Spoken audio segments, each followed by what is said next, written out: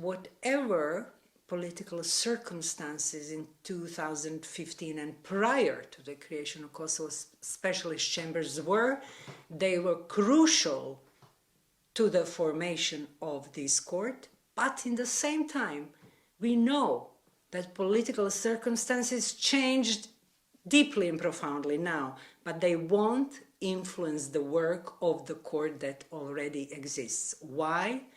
Every court has its political narrative, political background, and it has legal principles according to which it works. And politics also functions based on bargaining. So in the process of creating the court, many different actors, state actors were involved, including Russia. But do not forget that this court is not a product of Russian decision-making and influence on Kosovo government. It was product on the pressure and influence on Kosovo government by United States and European Union member states at that time. We know that the stakes in bargaining to create such a court at all came and were high and came from Serbia. Why Serbia wanted such a court? Because Serbia said, okay, if you are going to pressure us to recognize Kosovo as an independent state, we want something very big in return. The court now finishes and totally, absolutely does not capture the attention of a liberal audience globally. No one follows what is happening in this court, and this court is now doing its work on the margins of much bigger process, and this is taking the dialogue to another step between Kosovo and Serbia, where Serbia engages in obstructing every little progress Kosovo makes in establishing itself as a full functioning state, like these recent issues with car plates and documents to cross the border. Serbia used the court within dialogue process, but using the court by Serbia had several different functions. One of the functions to revenge itself against UÇK-KLA leadership that actually humiliated Serbia on the battlefield and won the war. Secondly, Serbia using the court, and especially this outrageous story about human trafficking, to demonize Kosovo people generally as subhumans who would do such outrageous crimes, which were never supported by any grain of evidence so far and were actually not in the indictment anymore.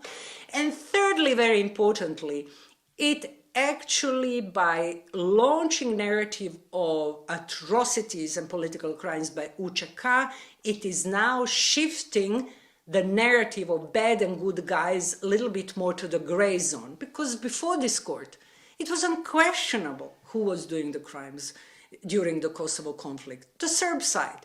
Who were principal victims? The Kosovo-Albanian side. Now you have new generations who were coming out of age and starting to read newspapers only from 2015 onwards. And this new generation said, hey, wait a minute, the Kosovo-Albanians did some really very wrong things as well.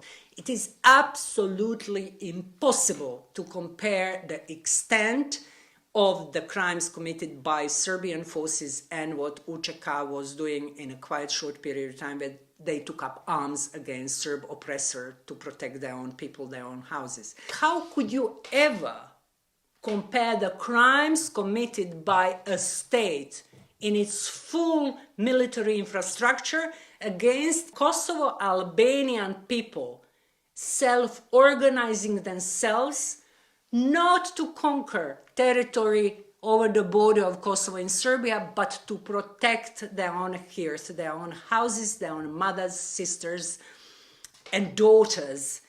And in this way, you can see Kosovo Liberation Army taking a position of a leader in self-organizing resistance against oppressing state against its own citizens. I think what Serbia is doing was always to be expected, and not just because of Kosovo court. We see that Serbia has been engaged very much in offering, producing documentary documents and witnesses to Yugoslavia Tribunal in all sorts of cases involving Serb indictees or Serb victims.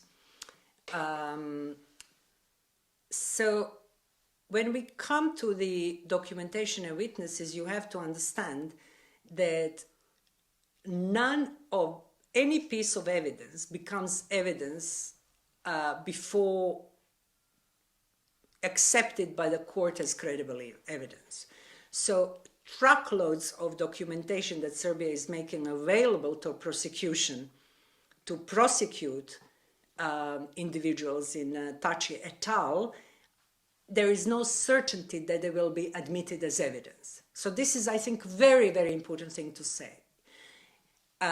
We had experience at the ICTY, meaning at the trial against of Slobodan Milosevic, that these documents have been, for example, produced post facto, 5-10 years after the conflict was over or event in indictment was over, by a group of experts called, for example, a VJ Commission for Cooperation with ICTY. And if you read who are the members of this commission, many of them were implicated in these crimes themselves.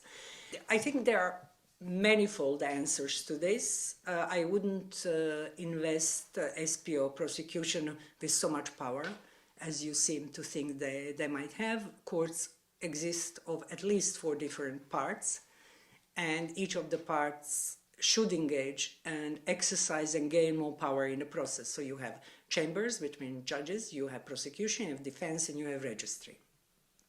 So if you say prosecution is very powerful, then my first question is, where here the judges? And certainly my big important question was here defense, because this defense does not start from the scratch. For provisional release judgments from ICTY, we have a variety of examples how people were released and allowed to go on provisional release before the trial starts and so forth, etc. So the question is, which of these dynamics prevailed and why defense did not succeed to at least achieve that 4 defendants in Tači et al. Case can await their trial from freedom. So for Serbia, this process should go endlessly, because if these people are in the jail 10 and 20 years, for them it's punishment enough, and once an acquittal comes, no one would ever remember that there was ever a Kosovo war in the 98-99 happening.